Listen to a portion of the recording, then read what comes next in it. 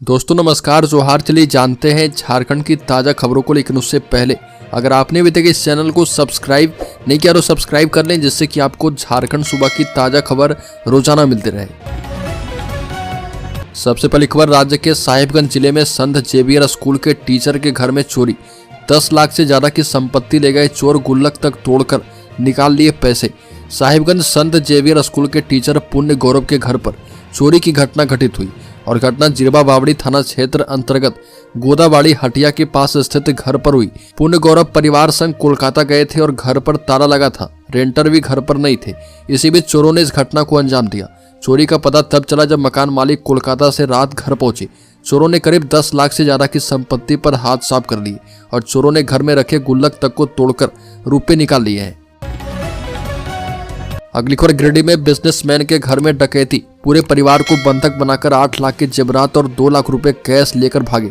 सभी का फोन भी लूटा। गिरिडीह में बीती देर रात नकाबपोश डकैतों ने एक बिजनेसमैन के घर में डकैती की वारदात को अंजाम दिया। घर में घुसते ही 6 की संख्या में डकैतों ने पूरे परिवार को बंधक बना लिया। हाथ को रस्सी से बांधा और मोबाइल फोन भी लूटकर ले भागे।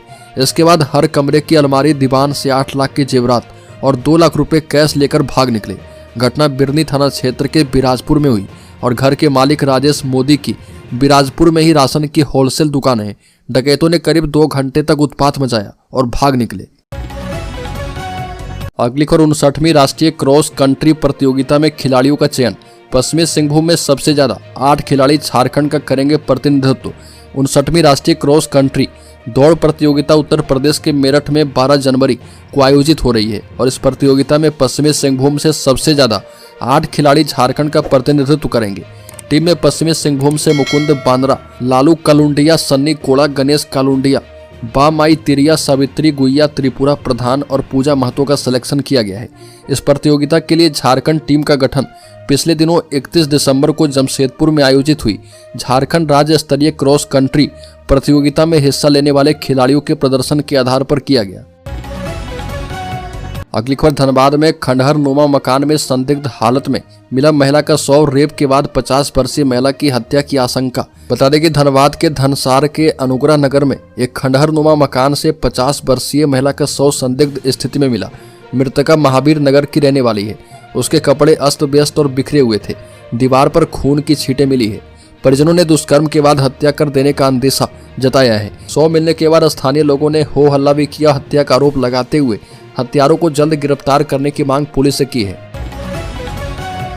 अगली खबर, झारखंड की बिटिया बनी अर्जुन अवार्डी। सलीमा पुरस्कार पाने वाली झारखंड की पहली महिला हॉकी खिलाड़ी बनी। कभी बांस की स्टिक से करती थी प्रैक्टिस। झारखंड की स्टार महिला हॉकी खिलाड़ी और भारतीय हॉकी टीम की कप्तान सलीमा टेटे को अर्जुन अवार्ड से नवाजा जाएगा। 17 जनवरी को उन्हें पुरस्कार से सम्मानित किया जाएगा। सलीमा झारखंड की पहली महिला और दूसरी हॉकी खिलाड़ी है जिन्हें अर्जुन अवार्ड दिया जाएगा। इससे पहले 1972 में ओलंपियन स्वर्गीय माइकल किंडो को अर्जुन पुरस्कार से सम्मानित किया गया था। अगली खबर, बोकारो में 2 फरवरी को हाफ मैराथन। रजिस्ट्रेशन फीस 100 रुपये निर्धारित 3 श्रेणियों में आयोजित की जाएगी दौड़। 2 फरवरी को सेक्टर 4 स्थित कुमार मंगलम स्टेडियम में AIMS certified Bokaro half marathon का आयोजन किया जाएगा। इस प्रतियोगिता में 5 किलोमीटर, 10 किलोमीटर और 21 किलोमीटर की 3 श्रेणियों में दौड़ आयोजित की जाएगी। सेल के नगर सेवा भवन के CGM कुंदन कुमार ने बताया कि एक्टिव बोकारो हेल्दी बोकारो के नियत से यह कार्यक्रम सेल के द्वारा आयोजित किया जा रहा है। अगली खबर, देसी शराब की बिक्री घटने से मंत्री हुए चिंतित। उत्पादकों को दी चेतावनी, आपूर्ति नहीं सुधरी तो दूसरे राज्य से मंगाएंगे शराब। उत्पाद एवं मद्य निषेध मंत्री योगेंद्र प्रसाद ने विभाग के सीनियर अफसरों के साथ बैठक करके देसी शराब के मामले की समीक्षा बैठक की। उन्होंने राज्य में देसी शराब की काफी कम हो रही बिक्री पर चिंता जाहिर की है। समीक्षा में ये बात सामने आई कि देसी शराब की आपूर्ति पर्याप्त मात्रा में नहीं हो रही। इससे उपभोक्ताओं को आवश्यकता के हिसाब से शराब नहीं मिल पा रही है। मंत्री ने कहा कि देसी शराब की कम बिक्री से ये बात समझ में आ रही कि इसकी कमी को पूरा करने के लिए महुआ से बनी अवैध शराब की बिक्री हो रही है और इससे एक और जहां जान माल का खतरा हो सकता है, वहीं दूसरी ओर सरकार के राजस्व की भी कमी हो रही है। अगली खबर, एडवोकेट एसोसिएशन का चीफ जस्टिस से आग्रह। जजों की नियुक्ति के लिए वकीलों के नाम की भी सिफारिश हो। झारखंड हाईकोर्ट में इस वर्ष नए न्यायाधीशों की नियुक्ति की प्रक्रिया शुरू होने की उम्मीद है। और इस बीच हाईकोर्ट एडवोकेट एसोसिएशन ने चीफ जस्टिस को पत्र लिखकर यह आग्रह किया कि जज की नियुक्ति के लिए भेजे जाने वाले नामों में हाईकोर्ट के अधिवक्ताओं के नाम की सिफारिश भी की जाए। बता दें कि हाईकोर्ट में स्वीकृत जजों की संख्या 25 है। पिछले वर्ष जस्टिस रत्नाकर भेंगरा और जस्टिस सुभाष चंद्र के रिटायर होने के बाद 18 न्यायाधीश कार्यरत हैं और वहीं इस वर्ष एक और न्यायाधीश जस्टिस डॉक्टर एस.एन. पाठक सेवानिवृत्त हो जाएंगे। अगली खबर, नए साल में झारखंड प्रदेश कांग्रेस कमेटी को नई टीम मिलने की उम्मीद। कांग्रेस ने झारखंड में 16 अगस्त 2024 को प्रदेश अध्यक्ष राजेश ठाकुर के स्थान पर केशव महतो कमलेश के हाथों प्रदेश की कमान सौंपी थी, लेकिन अब तक प्रदेश कांग्रेस कमेटी का गठन नहीं हो पाया। प्रदेश में पार्टी के उपाध्यक्ष, महासचिव, सचिव समेत तमाम महत्वपूर्ण पद खाली पड़े हैं। अब कांग्रेस के प्रदेश अध्यक्ष केशव महतो कमलेश जल्द प्रदेश कमेटी का गठन करने वाले हैं।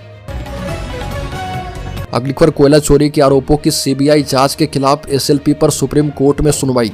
धनबाद में कोयला चोरी और इसमें पुलिस संलिप्तता की सीबीआई जांच के झारखंड हाईकोर्ट के आदेश के खिलाफ दायर याचिका पर सुप्रीम कोर्ट में सुनवाई की गई।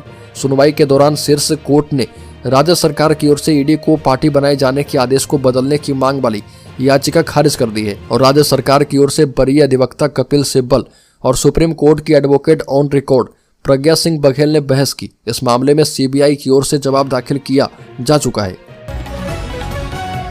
अगली खबर, थाना प्रभारी का एसएसपी को पत्र। अरगोड़ा चौक पर प्रतिमा की स्थापना से विधि व्यवस्था भंग होने का खतरा। रांची के अरगोड़ा चौक पर कुछ आदिवासी संगठन बिना किसी सक्षम अधिकारी के आदेश के शहीद वीर बुधू भगत की प्रतिमा स्थापित कर रहे हैं। इस संबंध में अरगोड़ा थाना प्रभारी ने रांची एसएसपी को पत्र लिखकर पूरी स्थिति की जानकारी दी है। थाना प्रभारी ने अपने पत्र में लिखा कि अरगोड़ा चौक पर शहीद वीर बुधू भगत की प्रतिमा स्थापना का स्थानीय लोगों ने विरोध किया है। थाना प्रभारी ने लिखा कि प्रतिमा स्थापना के खिलाफ चंदन कुमार सहित 135 लोगों ने हस्ताक्षरित आवेदन किए हैं। अगली खबर, सैनिक स्कूल तिलैया के लिए 13 तक कर पाएंगे आवेदन।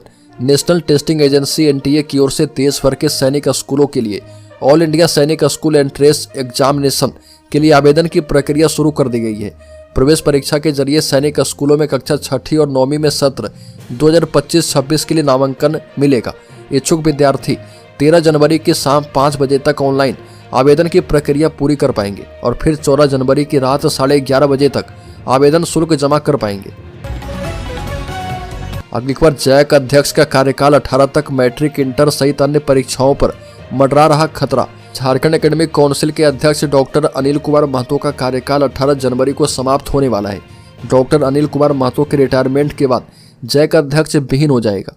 ऐसे में अगर राज्य सरकार इस तारीख तक जैक में नए अध्यक्ष की नियुक्ति नहीं करती है तो कई परीक्षाएं प्रभावित हो सकती है।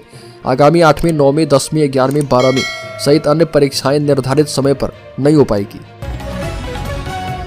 अगली खबर, झारखंड में शीतलहर से जाने लगी लोगों की जान। कोहरे ने ले ली 2 लोगों की जान। बता दें कि झारखंड में पर्वतों की ओर से आ रही हवाओं ने कनकनी बढ़ा दी है और पूरे झारखंड में प्रचंड ठंड पड़ रही है। ऐसा लग रहा कि मानो पूरे झारखंड में शीतलहर चल रही हो। ग्रामीण क्षेत्र का तापमान 3.5 डिग्री हो चुका है। मौसम केंद्र रांची ने कहा कि 24 घंटे तक लोगों को कनकनी वाली ठंड से राहत नहीं मिलेगी। इसके बाद 3 दिन के दौरान न्यूनतम तापमान धीरे धीरे 2 से 4 डिग्री तक बढ़ सकता है। मौसम विभाग का कहना है कि 4 जनवरी को सुबह में हल्के से मध्यम दर्जे का कोहरा या धुंध रहेगा। अगली खबर, जमशेदपुर में ऑटो चालक हत्याकांड में 3 बदमाश गिरफ्तार। जान से मारने की धमकी के बाद हत्या की रची गई साजिश। काफी समय से था विवाद। सोनारी थाना क्षेत्र के कार्मल स्कूल के पीछे ऑटो चालक सूरज प्रमाणिक की हत्या मामले में पुलिस ने 3 बदमाशों को गिरफ्तार कर लिया है। गिरफ्तार आरोपियों में मनोज जायसवाल उर्फ मनोज पगली, पिंटू सिंह, प्रकाश कुमार सिंह और विकास सिंह उर्फ होते शामिल है। सूरज की हत्या सुबह गोली मारकर की गई थी। एसएसपी किशोर कौशल ने मामले का खुलासा करते हुए बताया कि सूरज प्रमाणिक और मुख्य आरोपी मनोज जायसवाल के बीच काफी समय से विवाद चल रहा था। कुछ दिनों पहले सूरज ने मनोज को जान से मारने की धमकी दी थी और इस धमकी के बाद मनोज ने अपने साथियों के साथ मिलकर सूरज की हत्या की साजिश रची। अगली खबर, आरओ वाटर प्लांट का लाइसेंस 3 महीने में नहीं लिया तो होगा सील। ड्राई जोन में रोक है। डीसी मंजुनाथ भजंत्री और निगम के अपर प्रशासक संजय कुमार ने देर रात खादगढ़ा बस स्टैंड स्थित आश्रय गृह का निरीक्षण किया। इस दौरान डीसी ने आश्रय गृह में उपलब्ध सुविधाओं की जानकारी ली।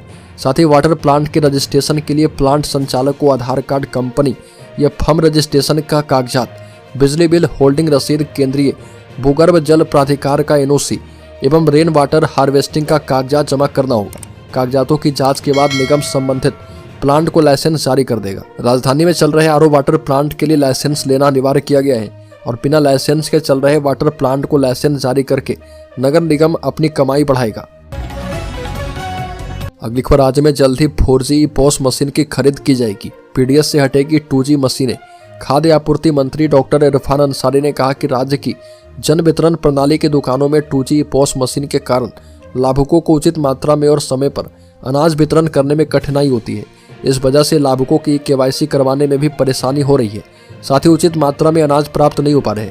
इस व्यवस्था को सुदृढ़ बनाने के लिए विभाग द्वारा उचित कदम उठाए जा रहे हैं। डॉक्टर इरफान अंसारी ने कहा कि 2G पॉस मशीन की जगह जल्द से जल्द 4G पॉस मशीन की खरीदारी की जाएगी और इस संबंध में जल्द ही निविदा प्रकाशित की जाएगी। साथ ही लोगों को उचित मात्रा में और समय पर प्रोटीन युक्त अनाज एवं KYC करवाने की सुविधा मिलेगी। अगली खबर, झारखंड के शेयर होल्डर्स इन्वेस्टर्स के लिए बड़ी खबर। स्टैंडर्ड ग्लास लाइनिंग का IPO 6 जनवरी को ओपन होगा। 8 जनवरी तक बोली लगा पाएंगे निवेशक। मिनिमम 14,980 रुपये इन्वेस्ट करना होगा। Standard glass lining technology private limited का इनिशियल पब्लिक ऑफर यानी IPO 6 जनवरी को ओपन होगा और निवेशक 8 जनवरी तक इसके लिए बिडिंग कर पाएंगे। 13 जनवरी को कंपनी के शेयर बॉम्बे स्टॉक एक्सचेंज और नेशनल स्टॉक एक्सचेंज पर लिस्ट होंगे और इस इश्यू के जरिए कंपनी 410 करोड़ रुपए जुटाना चाहती है।